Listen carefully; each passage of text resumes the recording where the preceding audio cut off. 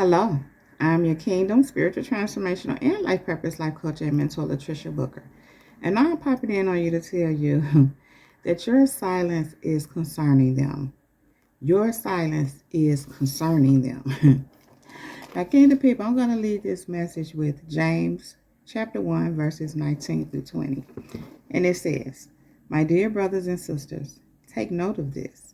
Everyone should be quick to listen, slow to speak, and slow to become angry, because human anger does not produce the righteousness that God desires." So, Kingdom people, let me break this down for y'all. Your silence is concerning them. And it's concerning them because it makes people worried about what you're doing that they don't know about. Now, I just did a message on how you minding your business is worrying them. And then God brought all this back to me. He was speaking this, had been speaking this to me as well. How your silence is concerning them. And then this is the interesting part.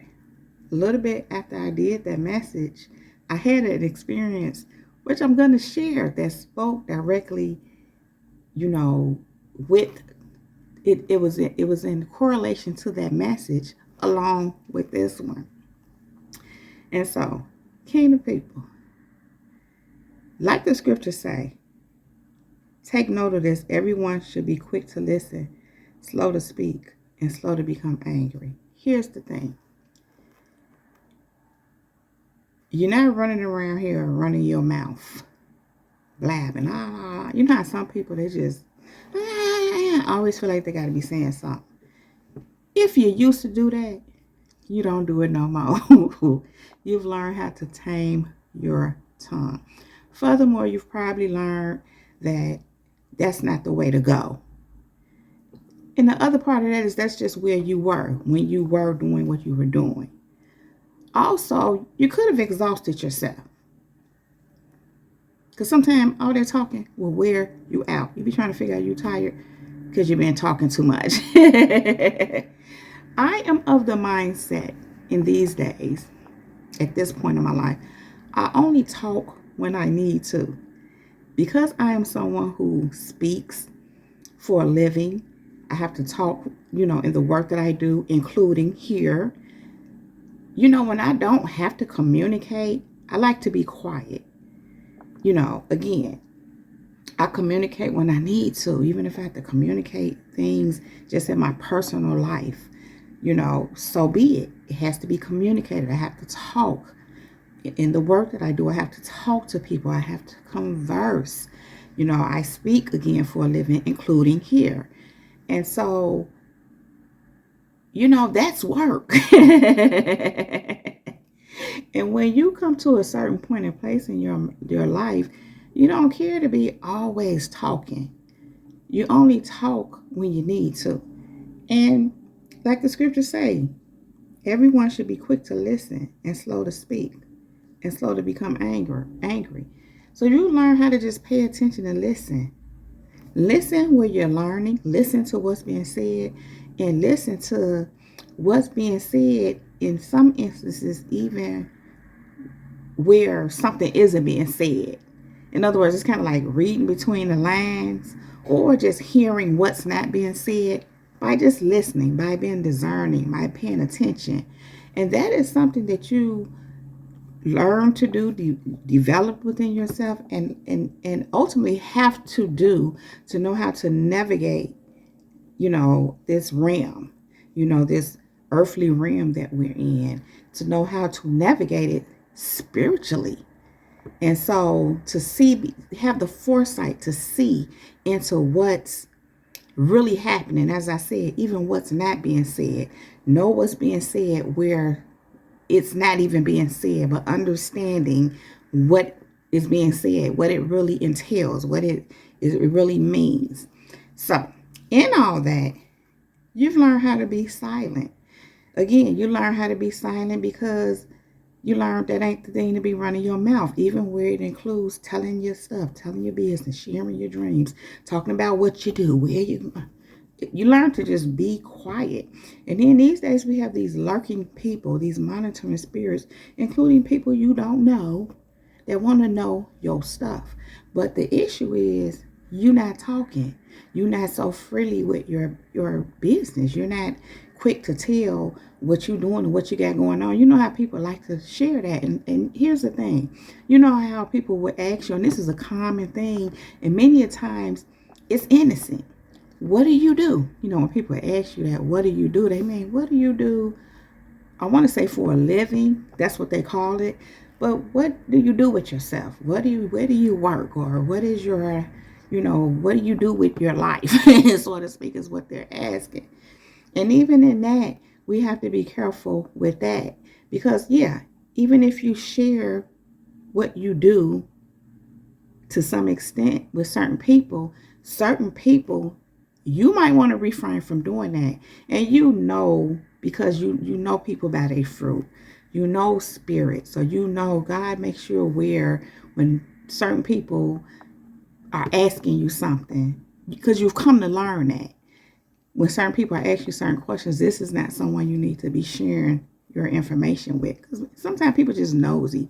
Sometimes people are curious, but curious not for the right reasons. But however, some people, like I said, is very innocent. It's a natural thing if you're interacting with someone and you see them, especially on a, you're pretty getting familiar with them and you want to, just ask, know more about them. That's part of the way you get to know people. Unfortunately, again, we live in a time where you can't just be so free with your information. And so for that, even what you do, something that's innocent is what you do. And a lot of that has to do with jealousy. A lot of that has to do with people wanting to know so they can try to see what they can do to sabotage it. Some people want to compete with you. All kind of stuff be going on. So we've learned how to be very careful, or we're learning how to be very careful with sharing our information. So it causes us to be silent. It causes us to not speak much. Again, only speaking when we need to, when it's absolutely necessary. But your silence is causing them concern. Your silence is concerning them. They are concerned because you are silent. And so, again, you being silent and not just revealing your information causes people to not know what you're doing. Listen, some people walk around. You ever been somewhere where people be on the phone and they just be all out in public, yak. Listen, I don't do that. Let me tell you why I don't do it. And it's not wise to do that. The reason is your conversation should be private. You might be disclosing some things in that conversation that ain't for everybody's ears. Monitoring spirits might be around, whether you know them or not. But here's my thing. I don't want everybody in my business. If I'm having a conversation, I don't want people to hear what I'm talking about. And it may not even be nothing personal going on that I'm saying. I just don't want everybody in my private conversation. But some people, they don't think like that. In fact, they want people to hear their conversation. Because it makes them feel like they're important. It makes them feel like they talking to somebody and they got something going on and yeah. And it's not wise. But the flip side of that is when you have nothing to protect, then I guess that wouldn't, matter. When you're not a private person, when you don't feel like that is private, your conversations are private, when you're not preserved, and you could tell those kind of people are not silent either. They're the kind of people that, but came to people. Here's the thing. Because it's very common to be like that, not everyone does it. Because we don't do it. Or we learn not to do that. And that doesn't mean that when you were doing it, it wasn't in innocence. We've come to learn we live in a world and it's people around and spirits that, listen, we just can't do that.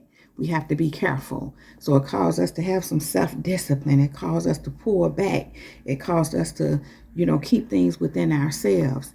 And again, only speak and share when we need to, when it's absolutely necessary. And so because some of these people that we're speaking of are not accustomed to that, furthermore, they're not that Your silence is concerning them. They're dealing with people that yak, yak, yak, quack, quack, quack, quack, quack, quack. And they're that way also. So when they come across you and you ain't got nothing to say, unless you have to speak, it ain't that you don't speak. Again, you speak when you need to. You speak where appropriate. You speak where it has meaning, when it's meaningful. Not just to be speaking empty and in vain and just, I just heard for show. Because some people speak for show. It's all about see me, like I kind of already said. See me, hear me. I'm talking. I'm saying this. I'm important because I can run my mouth. But kingdom people, you're not that way. And so, because you're not that way, it's concerning to people that not only are that way, but they want you to be that way. So they can know something about you. So they can get some information about you for whatever reason. We can go into that, but we don't need to. We already know. They are monitoring spirits. They want to know your business for no good. So they can be jealous. They don't do it for that purpose. But that's what ends up happening. They're already that. That's from what they see. So they can obsess over you more because they're already doing that. You already see that. So they can try to take the information and compete with it. Or try to take the information and try to use it to sabotage you. But your silence is concerning them because you ain't saying nothing. So here's the thing, kingdom people. I want to share a story with you all. As I said already, after I did the last message, I think it was the last message I did, speaking on how you minding your business is worrying them. A little bit after that, I go out, and I'm going out. I had already completed the first part of my day, and I go out. Usually I come home and take care of some things that I do from home, and I usually leave back out because I've had other things to do in the second part of my day out. And I pretty much have a consistent routine, or should I say, for the most part, when I leave back out, it varies sometimes depending on exactly what I have to do, but it's usually around and about the same time. So I leave out, and this person, well, as I'm going towards the elevator, this person, I see a hand holding the elevator. So as I'm walking up towards the elevator, I see the face, and it's a young lady. And I said, thank you, because they held the elevator for me, which means they heard me coming, which I thought was interesting, but okay, maybe they just being nice. So as I get on the elevator and I stand there, I realize the neighbor that it is. And this neighbor looks different. And I kept hearing in my spirit, camouflaging. They camouflage, and they just kind of cleaned up, had themselves looking a little better than usual. And so I'm standing on the elevator, and they asked me, where you going, to the garage? And I said, yeah. And it was already pushed. And I just said, thank you, because that's what I do. I say, thank you. So we rode the elevator all the way down to the garage, and I said nothing. And this person would just kind of look at me. They wasn't staring, but you know how someone is kind of looking at you. And I'm just standing there up against the, back of the elevator, quiet, silent. And it was concerning them. I could tell. I wasn't looking directly at them, but I could see them. They was looking with concern. Because I wasn't saying nothing. They were kind of like looking in my direction, and then would even look at me at points. Because they wanted something, and I wasn't giving them nothing. I could ride the elevator with you in silence. And then, mind you, I'm recognizing who this person is. And this is a person that they have attempted to try to be a nuisance. They have attempted to try to get my attention. They've been doing these noise campaigns, when they come near my door. And, because they're not far from me. And so, I've realized in that moment, after that happened, God was showing me that they recognized my routine. They knew I was getting ready to probably be coming out. So they positioned themselves over there and waited for me to come out. And it was real obvious because that's exactly how it kind of looked and played out. And so that was that. I get off, I go about my business, get off the elevator. Now, God started showing me, of course, after I get off and I get in my car and I pull off or whatever. And God brought something else back to me. How a couple of days prior to that, I had went down to the garage. It was on the weekend. It was Saturday. And I went out to go grab something, probably some coffee and I think some food. And sometimes I make coffee at home lately, but I like to get it and go get it too. Anyway, God had brought back to my attention that day that I went out that Saturday. I pulled out when I went in the garage, go get in my car. I pull out of the garage, and in a few minutes, not even a few minutes, a little bit like seconds after I pulled out of the garage, and I could pull out of the garage and go to the street where I get ready to make the left turn. And this person, a car comes right behind me. But it was so weird because I didn't hear no cars in there running. And I didn't get any sense of no other presence there. And not that someone wasn't there, but that was so fast that they came out right behind me. And so when you know something off or something going on, you just know, your spirit alerts you. So that's what happened. Well, it alerts me. I believe yours do the same. So I'm knowing, okay, whoever this is, they were waiting on me. And they pulled out behind me because they were waiting on me. I knew this. So, I go ahead on about my business. And when I get to the street where the light is, I'm in the middle lane to keep going straight. And so this person was on the left lane to make a left turn. Now, I always look straight. I'm not one of them kind of people that be looking to the side at people. I just don't do that. I mind my business. But when this car, and I did pay attention, to it behind me, it pulled up to the left to make a left turn, but I did kind of look when it passed to see. And it appeared to be this person. So I'm like, okay. And I was able to see the car. Never seen them in it car. Never. That was the first time. So I wasn't even aware of this person's car before.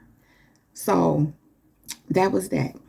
Now, going back to Monday, get down. I get in my car, pull off. This is after they held the elevator door open for me. That same street where you turn off left, because that's the way we be going. I'm in the middle lane again to keep going straight. This time they get off to the right and turn right. But I know who it is now because they just rolled down the elevator with me, and it was the same person. I'm paying attention to the car, and it was the same car. So now God is showing me this person being positioning themselves for me. Now, they've done this before, but not in that way. Going down to the garage, following me in their car, waiting on me at the elevator. Never that. However, one time before, it's been a little bit ago, but I was coming up from the garage I was coming up from the garage, but they was on the elevator. And as I was getting ready to get on the elevator, they was looking like, oh, that's not the floor. And I knew exactly who this person was. Because like I said, they're a neighbor in the area. I mean, not far from, my door. And so I said my door. But, I decided to stop on the first floor to get my meal. And this person said, you want me to hold the elevator for you? And I said, oh, no, you're good. Thank you. And that was that. Because I didn't want them to hold the door for me. And then I don't know, in that moment, moving around them.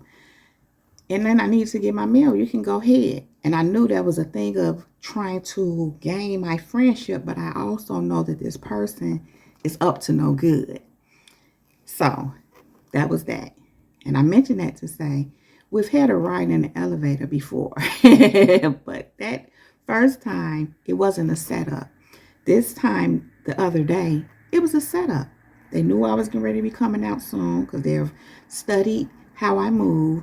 They stood there waiting for me, held the elevator out, open door for me, because they knew that was me that had just left the door. They can hear. So they done plotted all this.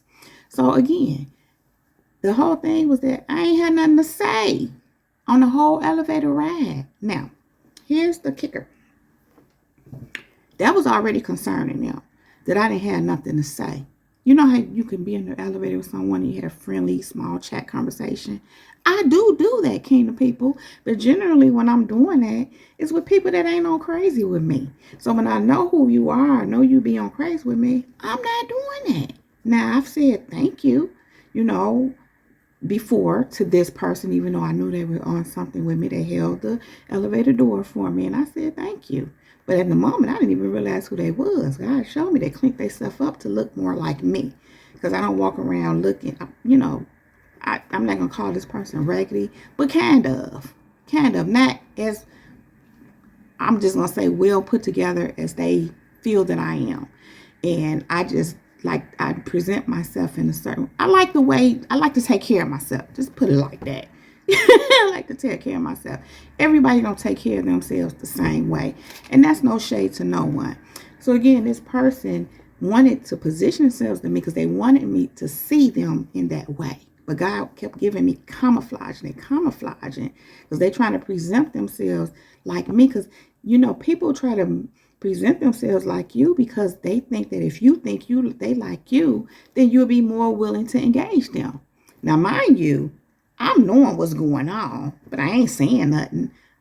Absolutely nothing. Nothing but silence. I've come across people, kingdom people, they be well put together. They look like they got it going on. But just because they got it going on don't mean I'm getting ready to, befriend them. So I say, again, you will have small talk, friendly conversation. That's what this person was looking for. But they felt like they had to look more of my caliber, so to speak. You see what I'm saying? To even get me to communicate with them, even in that small talk kind of way. But that small talk, the hope is that it leads to something else. That's just the opening for them. They didn't get that. They were looking very concerned on that elevator ride down to that garage because they were concerned. My silence was concerning them. Now, later, God showed me they want me to address them. And I'm like, address what? All them shenanigans they do in the hall, all them noise campaigns. Because it's real obvious they do that for me right when they're coming. They wait till they get right by where I'm at. And then they have a puppy and they start getting real loud and making all this noise with the dog. And I know who it is. And they know I know who it is. It's obvious. God said they want me to say something when they're doing it, but I never do. I mind my business. Stay in my lane. Stay in my house. It doesn't bother me. I'm just aware of what they're doing. When you learn how to tune things out and that make something out of everything, when you get so used to nonsense don't even faze you no more. You just know, oh, that's some nonsense. They on nonsense. This person about nonsense. This what they about. You just know what it is, but you're not fazed by it. Even if initially you were, you grow through that. You evolve through that. You mature past that. The same things that used to bother you don't bother you no more. The same things that used to irritate you don't irritate you no more. You just realize, oh, they're trying to irritate me. They're trying to irritate me. They're trying to bother me. They want my attention. And then you just pretty much tune them out, even when you're aware that what they're doing, because you're used to this, what they do. God showed me later, they want me to address it. I'm like, address the noise campaign. So that's part of why they position themselves. It's like, either talk to me like I'm one of you, which I know they not. I know what spirit, the demonic spirits operating through them, but they had to present themselves like better because they know they look real horrible. And they was actually looking pretty nice, pretty decent, but I could still see through it. Like I said, at first I didn't even realize it was them until I realized it was them, and it tripped me out because they look so much better. Again, had to camouflage, had to present themselves appealing to me. But going back to what I was saying, I'm like, address what? All that stuff they be doing in the hall. Now, this is where this part comes in. Because it's, Again, people are used to people responding to things. They're used to people reacting a certain way, not being silent. Scripture, James 1:19-20. My dear brothers and sisters, take note of this. Everyone should be quick to listen. Listen, pay attention. Slow to speak and slow to become angry. You don't need to say nothing. You only speak when you need to. You don't need to speak on that. Let a clown be a clown. You know what you gonna do? I ain't finna speak on that. Not to them. I speak to y'all before I speak about it to them.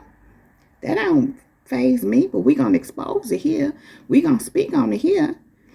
And then it says to be slow to become angry. So God brought all this to me like, that thing be trying to make me angry, which I figured. But it wanted me to address it. Like, show some kind of emotion. Say something. Act like you care about what I be doing. I rode that elevator all the way to the bottom in silence with a smile. And it was not something I was trying to do or put on. I was just chilling. I wasn't even moved. Like, that kind of stuff don't anger me. And now I see you because you positioned yourself. I'm not finna bring that up and be like, oh, I don't care. I was silent about it. I wasn't even thinking about it in that moment. God had to bring it to my attention, and they want me to say something about it. Listen, because it says be slow to, everyone should be quick to listen, slow to speak, and slow to become angry. Because human anger does not produce righteousness that desires God. That God desires. I said that desires God. Here's the thing. God brought all this to me. Sometimes we do things, to people, not even knowing not even realizing, should I say, even if we know what the scripture saying about it. We're walking out scriptures without even realizing it. Sometimes we do realize it because we do it on purpose. But God brought this to me after the fact.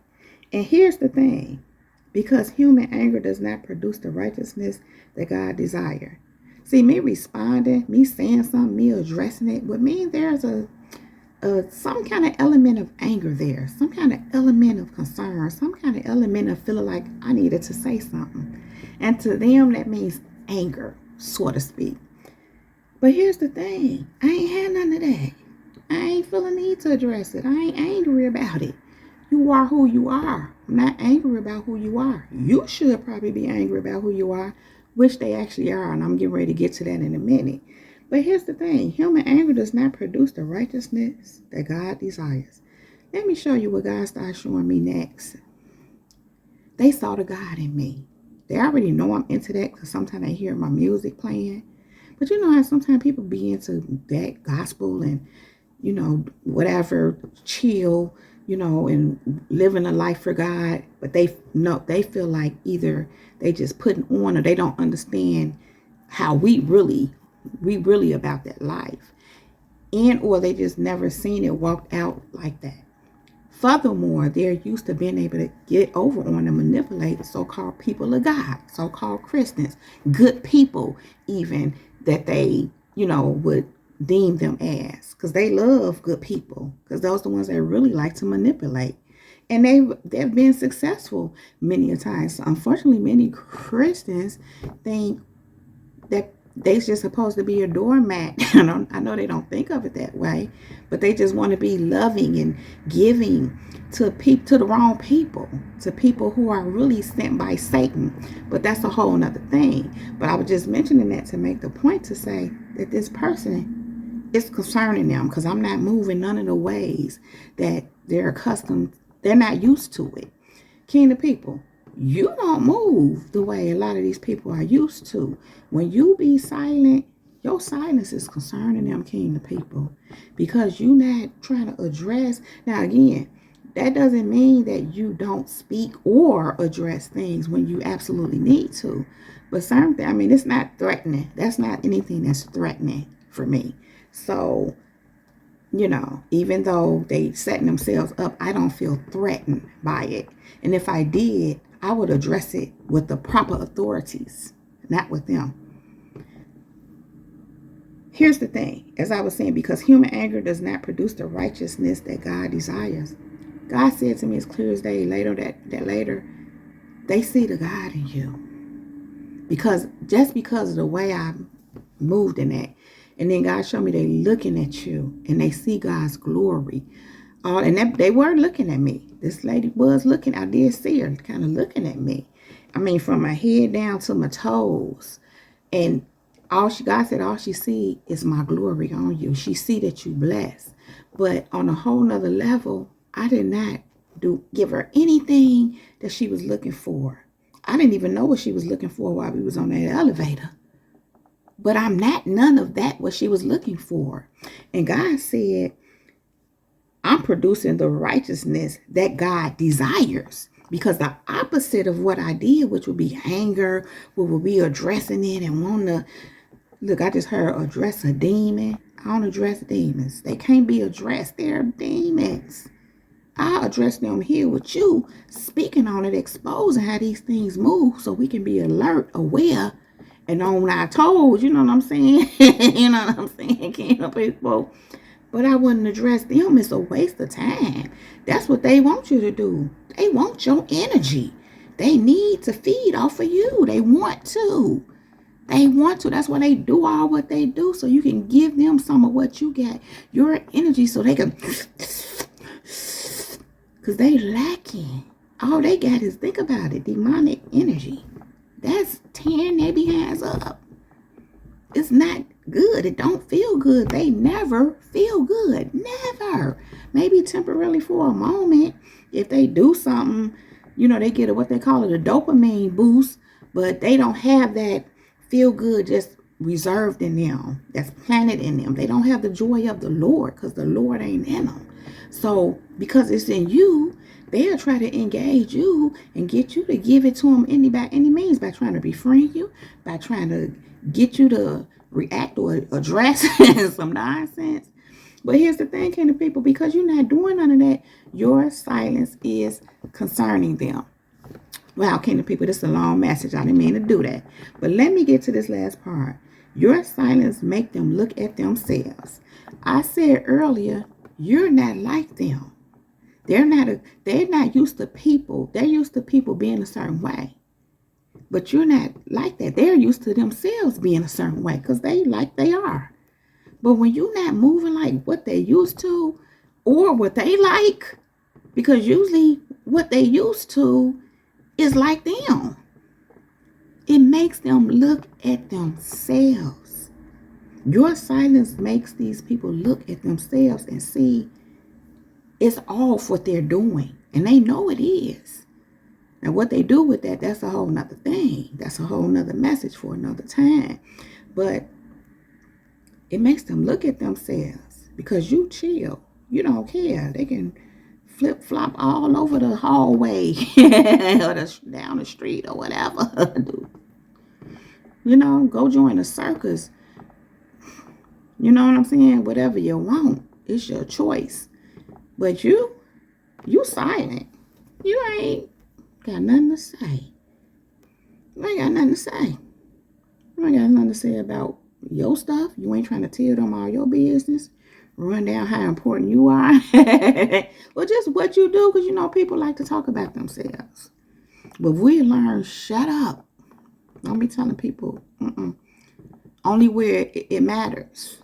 If you're doing business, trying to get some kind of, working on a contract or some kind of negotiation or something where you got to share that information, then that's different because that's for good. That's for a profitable purpose. But not just to be running down your stuff to a random or somebody just want to know, or maybe they don't want to know. And you just running off at the mouth. You're not doing that, kingdom people. You're silent. You're silent, and you only speak when you need to, when it's necessary. Kingdom people, your silence is concerning them. They are really concerned about you being silent. They are really concerned about your silence, kingdom people. They're concerned. And that is all I have to say about that. So if you like this video and if it resonates with you, please just go ahead and give it a thumbs up. Then click on that subscribe button and subscribe to my channel if you have not already done so. Thank you. Make sure you go ahead and ring my bell. Ring my bell. Ring my bell so that you can receive a notification every time I upload a new video. Kingdom people, if there's any information you need to know about me, you can find all that right down below in the description box along with other helpful resources. Kingdom people, thank you all so very much for being here. Thank you for all your likes, comments, subscribes, and shares, for your feedback, for all your financial contributions to my channel, for all the seeds that you sow into me and my ministry. A special shout out and thank you to Minister Cole for your continuous support. Thank you so much, Kingdom people. Thank you so much, Minister Cole. I really appreciate all of you. Thank you. So, Kingdom people, I love you all so very much. I really don't want to leave you, but I do have to go right now. But I will be back to hold my kingdom people down. Now, kingdom people, above all else, let the Holy Spirit lead you in all things at all times. Kingdom people, we are unbreakable, we are untouchable, we are unmovable, and we are unstoppable. Kingdom people, keep growing, keep going, and go and be great. That is our time. This Jesus girl is out. Shalom and peace.